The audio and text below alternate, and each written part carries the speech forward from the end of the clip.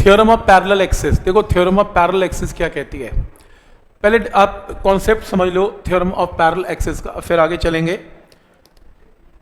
तो theorem of parallel axis में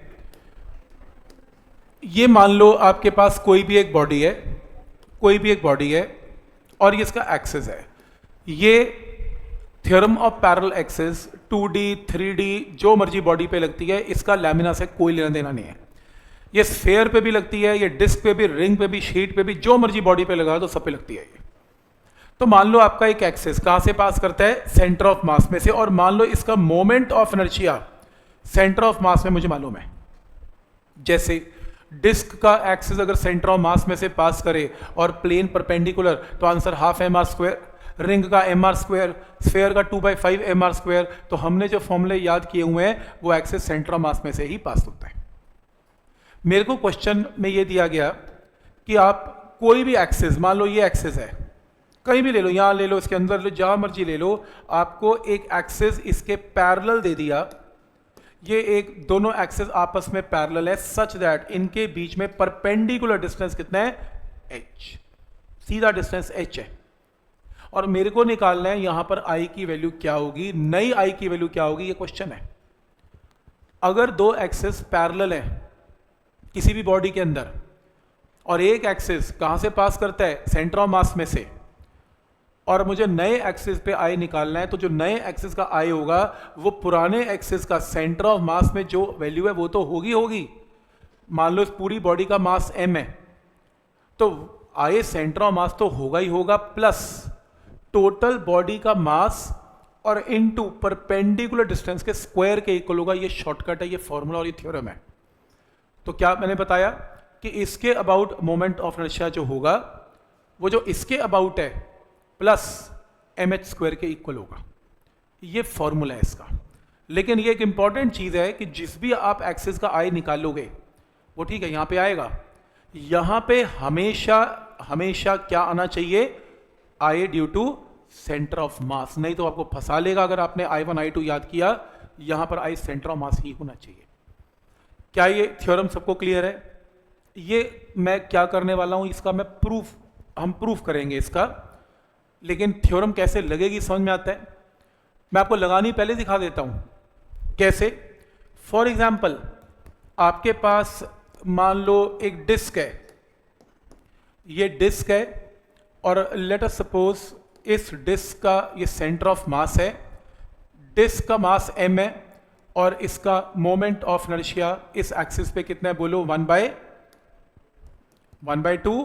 mr square. सबको मालूम है डिस्क का आई जब एक्सिस सेंटर से पास करता है तो सबको मालूम है हाफ mr स्क्वायर है। पर मेरे को इसके अबाउट निकालना नहीं है, मेरे को तो उसके अबाउट निकालना है। और ये दोनों एक्सिस आपस में क्या है, पैरेलल हैं। ये लो पैरेलल है तो बोलो इनके बीच में डिस्टेंस कितना है, r। कोने का डिस्टेंस तो r ही होगा क्योंकि डिस्टेंस जो मेन एक्सिस है वो तो सेंटर से पास कर रहा है, तो r है। तो बोलो आंसर क्या होगा इसका, इसका आंसर हाफ mr स्क्वायर तो होगा ही होगा, मास इनटू डिस्टेंस स्क्वायर भी होगा।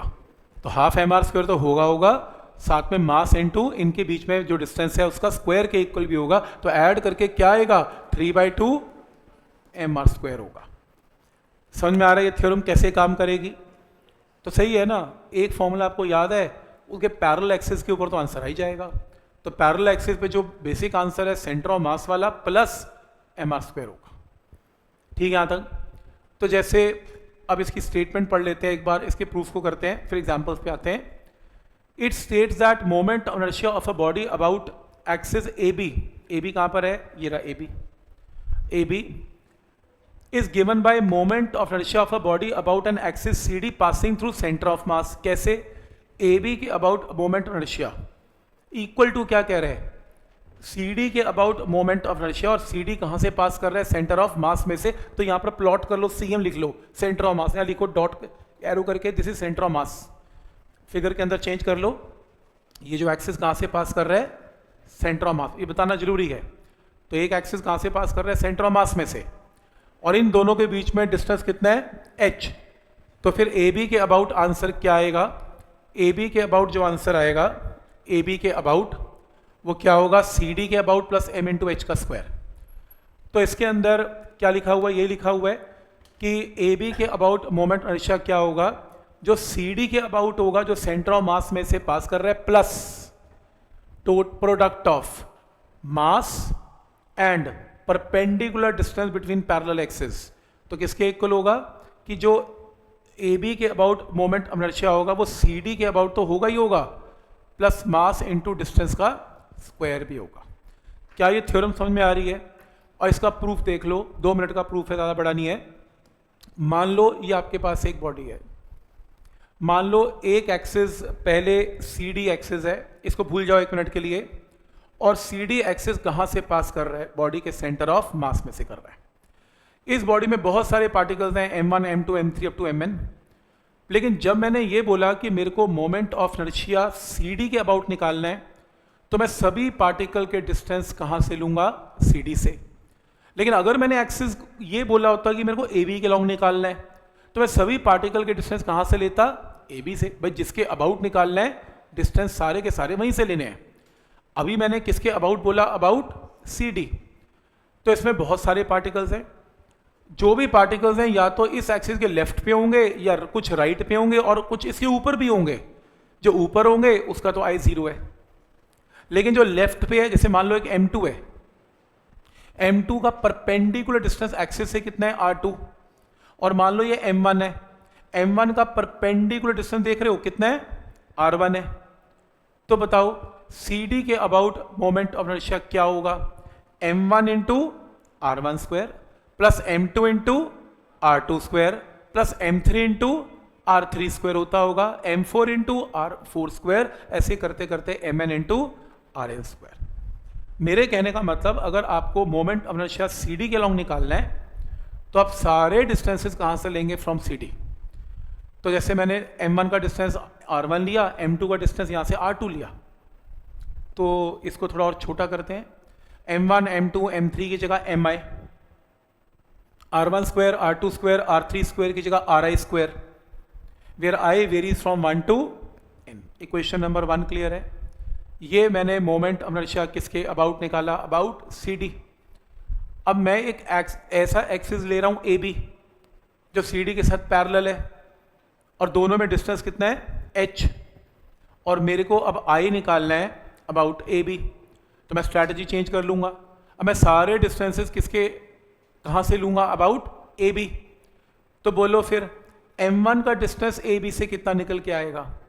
अगर ये डिस्टेंस R1 था और ये h है, तो माइनस करो R1 में से h माइनस करेंगे तो ये डिस्टेंस क्या आएगा? R1 minus h। तो मोमेंट ऑफ इनर्शिया M1 का AB के अबाउट क्या बनेगा? M1 into R1 minus h का होल स्क्वायर। पहला आ गया। फिर सेकंड पार्टिकल है, ये रहा M2। M2 का डिस्टेंस बोलो नए एक्सिस से कितना है? यहाँ से यहाँ कितना है? R2, और अगला कितना है? h। तो टोटल क्या बना? R2 plus h। तो क्या बना? M2 into R2 plus h का होल स्क्वायर। पॉइंट समझ में आ रहा है? तीसरा पार्टिकल कहीं होता होगा M3, पता नहीं, कहीं होता ही होगा, बॉडी में है। M3 इंटू बोलो R3, पता नहीं प्लस पता नहीं माइनस, मुझे क्या पता वो यहां लाई करता है कि यहां लाई करता है, कुछ भी हो सकता है, या प्लस या माइनस h का होल स्क्वायर। ऐसी अगला पार्टिकल M4, फिर R4, पता नहीं प्लस पता नहीं माइनस h होल स्क्वायर। तो इसको चलने दो, छोटा करके लिखो। M1 M2 M3 में क्या आएगा? Summation of Mi, R1 R2 R3 की जगह Ri, H की जगह H, कभी माइनस कभी प्लस, कभी पता नहीं प्लस पता नहीं माइनस, तो यहां पर प्लस माइनस होल स्क्वायर का होल स्क्वायर। तो मुझे पता नहीं ना, या तो इनको कंबाइन करके बीच में प्लस आएगा या फिर माइनस आएगा। यहां तक क्लियर है? इसे ओपन कर लो, a प्लस माइनस बी का whole square, a square B square plus minus 2ab। Open कर लिया। अब ये तो कह नहीं सकते प्लस माइनस, जैसा भी है। और लास्ट स्टेप, इन्हें मल्टीप्लाई कर लो, इसको इससे, इसको इससे, इसको इससे, ये टर्म आ गई। MI स्क्वायर का समेशन क्या है? MI स्क्वायर का कितना? I of CD। तो इसकी जगह क्या पुट कर लिया? I of CD। h square common आ गया, समेशन में से जिसके पैर में I है वो नहीं कॉमन आ सकता, बाकी आ सकते हैं, तो h स्क्वायर कॉमन आ गया। बचा क्या? Summation of Mi। Summation of M I क्या है, m1 plus m2 plus m3 plus m4 up to mn, यानी कि total mass of a body. तो समेशन ऑफ एम आई की जगह क्या लिख लिया, m, ठीक। और लास्ट ये टर्म जीरो आंसर देगी।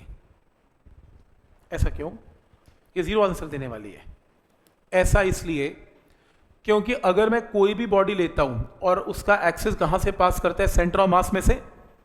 मान लो जैसे ये m1 है और ये r1 है, ये m2 है, ये r2 है। याद करो सेंटर ऑफ मास का चैप्टर, अगर ये सेंटर ऑफ मास है तो m1 r1 इक्वल टू क्या किया था, m2 r2 किया था, या फिर m1 r1 minus m2 r2 का क्या था, सम जीरो था। ये तो दो पार्टिकल हैं, कल को और चार पार्टिकल होते तो भी यहां पर इक्वल टू जीरो होता। तो ऐसे अगर n नंबर ऑफ पार्टिकल होते तो ऐसे ओपन करना एम आई आर आई को, 2 और h तो बाहर है, कांस्टेंट आ सकते हैं बाहर। तो ऐसे ओपन करोगे क्या आएगा, m1 r1 plus m2 r2 plus m3 r3 plus m4 r4 up to mn rn, इनका सम हमेशा जीरो होगा। क्यों, क्योंकि सेंटर ऑफ मास का कोऑर्डिनेट क्या लिया जाता है, जीरो। और जब आप इसे ओपन करोगे m1 r1 m2 r2 m3 r3, तो आधे कोऑर्डिनेट्स नेगेटिव होंगे ओरिजिन के इस तरफ, सेंटर ऑफ मास के इस तरफ, और आधे पॉजिटिव होंगे। तो ये टर्म्स आपस में पॉजिटिव नेगेटिव क्या हो जाएंगी, कैंसिल, क्योंकि सेंटर ऑफ मास का कोऑर्डिनेट क्या लिया जाता है, जीरो। इसलिए इसको टर्म को छोड़ दिया जाता है। और फाइनली आपके पास आंसर क्या आता है, I of A B is I of C D plus M H square. तो आइडिया समझ में आ रहा है यहां पर क्या किया। तो इसके अंदर बेसिकली आपने ये सेंटर ऑफ मास में से पास किया और ये नहीं किया। तो सेंटर ऑफ मास में से पास किया वो तो, और इसके अबाउट अगर आई निकाला तो m1 r1 square m2 r2 square करके ये टर्म आ गई। और जब आपने एक्सिस चेंज किया तो आपने m1 का डिस्टेंस यहां से निकाला, m1 into r1 minus H का होल स्क्वायर, और m2 का r2 प्लस h का होल स्क्वायर, समेशन की फॉर्म में ये लिखा। इसे ओपन किया और ओपन किया, ये टर्म तो आई सी डी हो गई, एच स्क्वायर कॉन्स्टेंट है, m total mass m into H square, और इसका समेशन सीधा जीरो कर देना है। तो ये आपका प्रूफ है। अब ये थ्योरम लगती कैसे, आप अपनी कॉपी पे नोट भी कर सकते हैं एग्जांपल्स। थ्योरम्स कैसे लगेंगी ये, जैसे एक एग्जांपल तो यही है, यहाँ से लिख लो एग्जांपल नंबर 1 कि अगर आपके पास ये बॉडी क्या है, लिख लेना एक डिस्क, क्योंकि शक्ल से सारी बॉडी रिंग डिस्क एक जैसी दिखती हैं, शक्ल से तो ना पता लगता है रिंग है कि डिस्क है। तो एग्जांपल नंबर 1 नोट करें। इसमें एग्जांपल नंबर 1 में अगर डिस्क का आई आपको पता है सेंट्रल एक्सिस का, परपेंडिकुलर एक्सिस का, और इसके अबाउट निकालना है तो क्या करना है, थ्योरम ऑफ पैरेलल एक्सिस लगानी है। ये पहला एग्जांपल नोट करें, ऐसे 2-3 एग्जांपल नोट करने हैं अभी 2-3 को 3-4 करेंगे, थोड़े और जो यूज होने वाले एग्जांपल्स हैं वो करेंगे। तो पहला एग्जांपल नोट करें।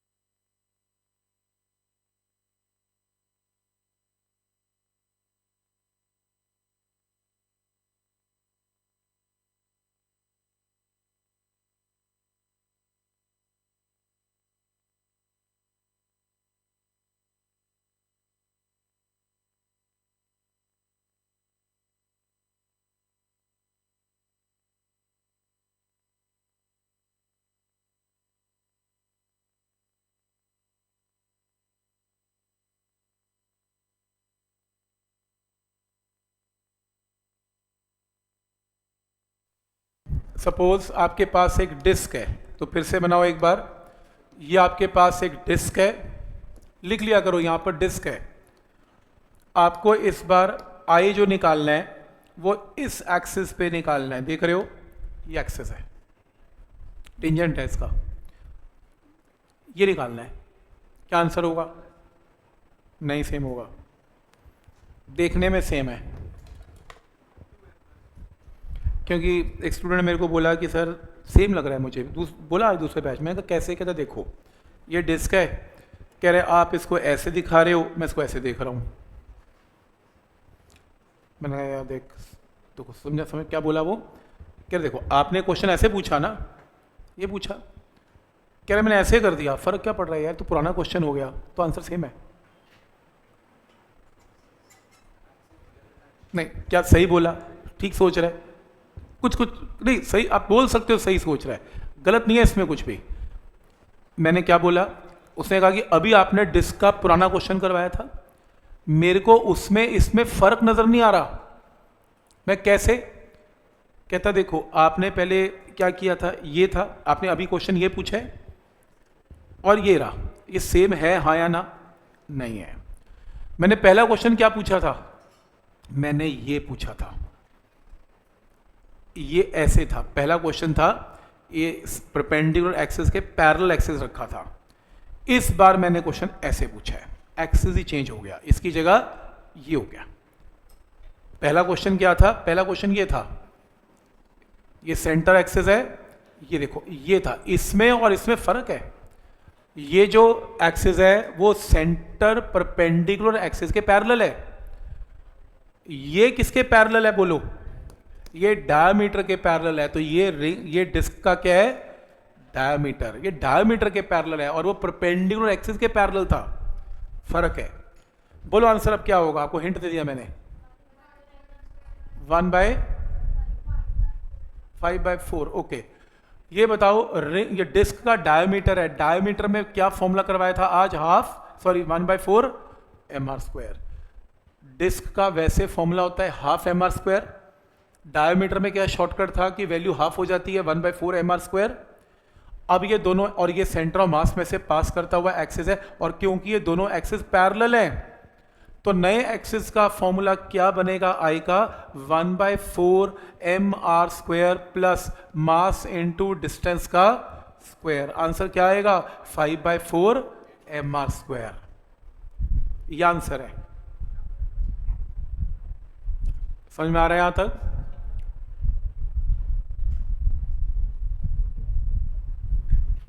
और अभी हमने किया कि अगर ये डिस्क ऐसे थी जैसे वो बना रखा है, हमने ये किया कि अगर एक्सिस कुछ ऐसा है डिस्क का, इससे पहले वाला क्वेश्चन, तो मैंने आपको इसका आंसर क्या बताया था? 3/2 mr²।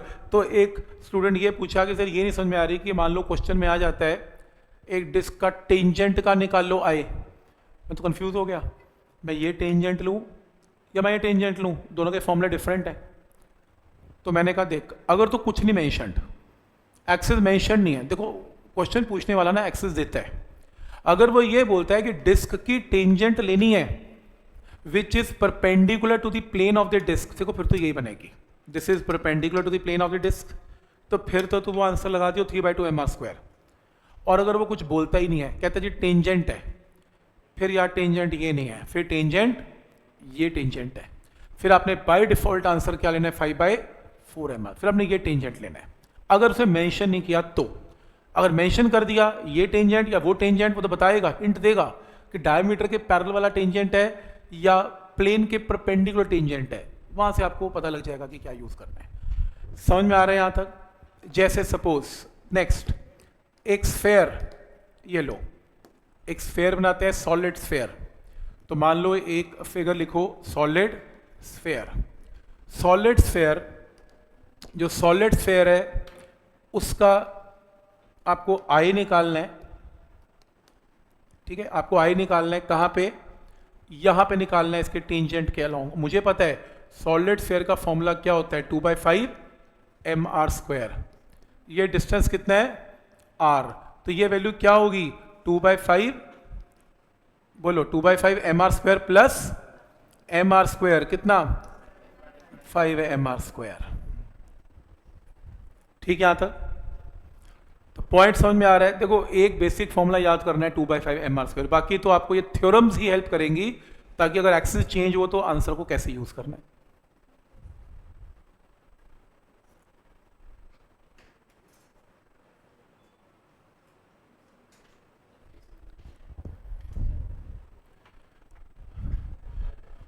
क्या ये पॉइंट समझ में आ रहा है सबको यहां तक?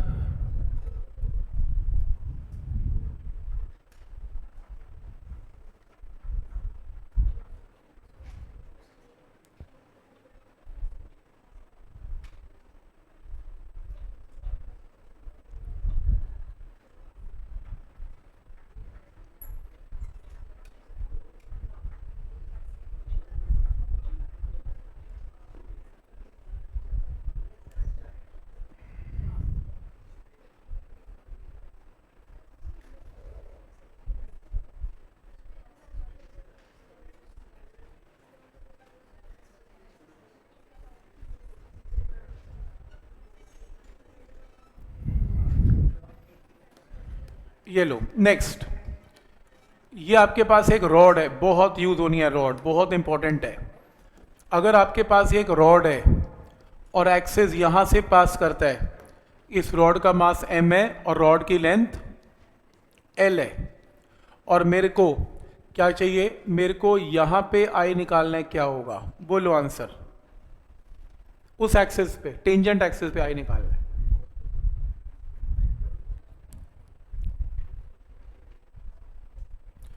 हाँ, इसका फॉर्मूला तो मुझे मालूम है, ml²/12 होता है। इस एक्सेस का तो मुझे पता है, पर मुझे उस एक्सेस का निकालना है।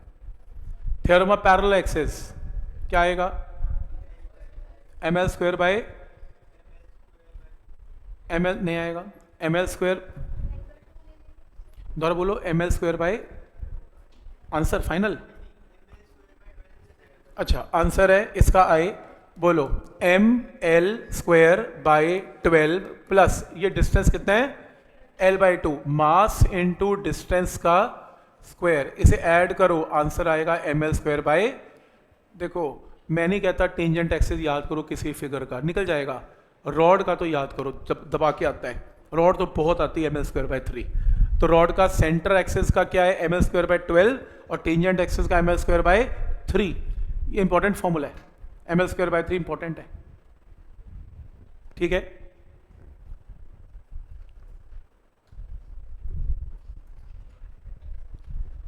क्या ये पॉइंट यहां तक क्लियर है?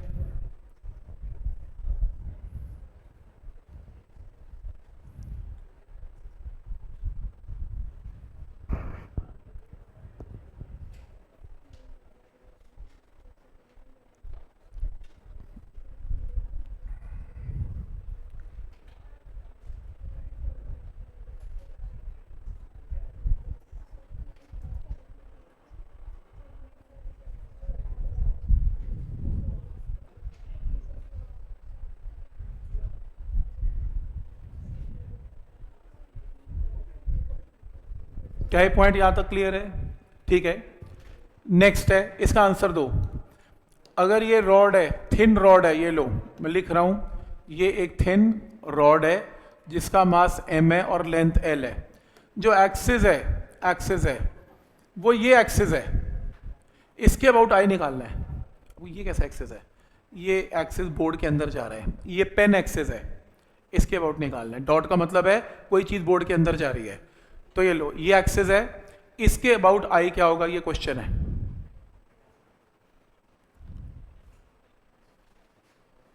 क्वेश्चन समझ में आ गया? ये इसका एक्सिस है, तो इसके अबाउट I क्या होगा। उससे पहले एक और क्वेश्चन का आंसर दो, फिर देना। अगर एक्सिस ये है, इसके अबाउट I क्या है, पहले ये बताओ। और ये एक्सिस कैसे है, ऐसे है। बोलो आंसर क्या है। रॉड का एक्सिस ऐसा नहीं है, हमने ये याद किया हुआ है ml²/12, रॉड का एक्सिस ऐसा है।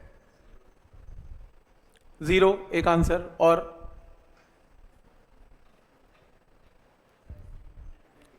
सेम आएगा आपको लगता है?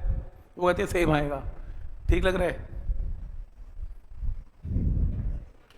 ये आपकी रॉड है, आंसर दो। अगर एक्सिस ऐसे है, ये ब्लू कलर का, बोलो आंसर। ml²/12 ऐसी है ना, अगर एक्सिस सेंटर से पास करेगा ml²/12, कोई डाउट इसमें? ठीक है।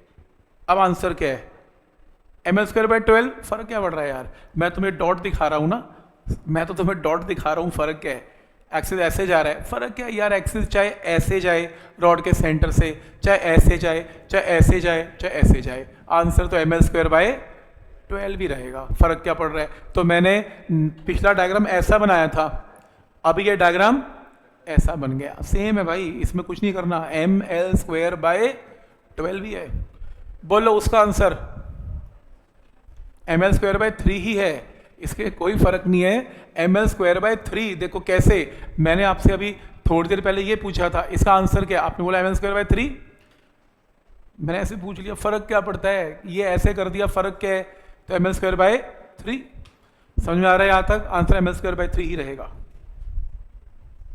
और अगर लास्ट, अगर मान लो ये थिन रॉड है, ये रॉड है, एक्सिस देखो कहां से पास करवाऊंगा, इसका एक्सिस इसके बीच में से पास कर रहा है ऐसे, बोलो आई की वैल्यू इसकी क्या होगी, इसकी आई, कितने लोग बोले 0, ठीक बोले 0। क्यों 0?